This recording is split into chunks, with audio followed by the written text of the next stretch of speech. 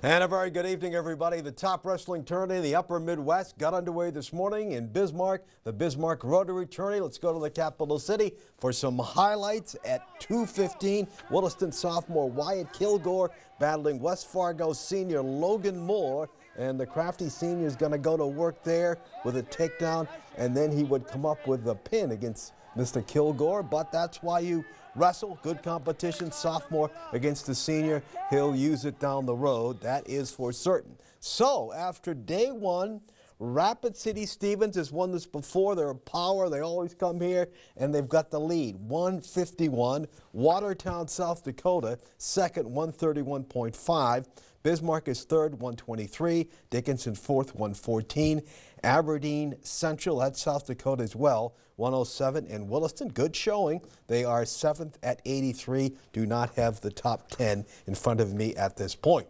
Coyote girls basketball team on the road tonight at St. Mary's, trying to come up with their first WDA win of the season. Let's see if they pulled it off. They were ice cold early. Mattia Messer with a long three. Lexi Gerving is going to get the ball, spin inside and score. The Saints hit the first 16 baskets of the ball game. The Coyotes are a young club, but they hung right in there. They're going to get it going. Avery Ostrom to Elizabeth Milne. That's an 8th grader to a freshman. There, you always see him at the arc playing basketball. That's good. That's going to go down. Then Alex Ostrom is going to come up with a steal. She's going to find her sister, and her sister's going to knock it down. That's going to make it 16-14 Saints. Williston not done yet. Milne is going to get open. She's always working on her game as well.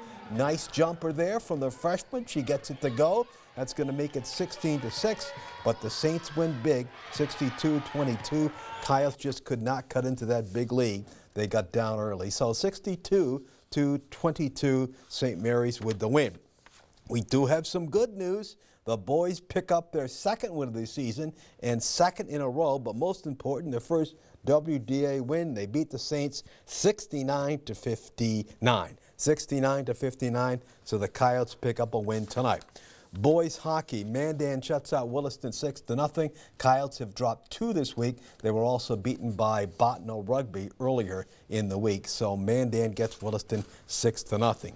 Girls hockey, this is not a bad loss. Fargo North-South is the 3rd team in the state standings, and they beat Williston tonight 3-2 at home. Another tough game tomorrow, West Fargo United, and that's the top team in the state of North Dakota, but you don't get any better playing cupcakes, so that's a good effort from Williston.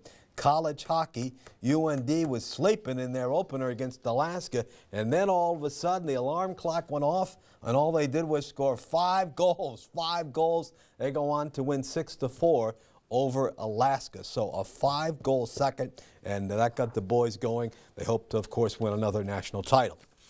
Garrett Hill, an all-stater with the Coyote baseball program, left today for Fargo in his senior year, playing Division I baseball with the Bison. Tonight we talk about this year's crew. You guys bring back a lot of talent. Hopefully you can make a nice long run and, you know, get to the NCAA tournament, right?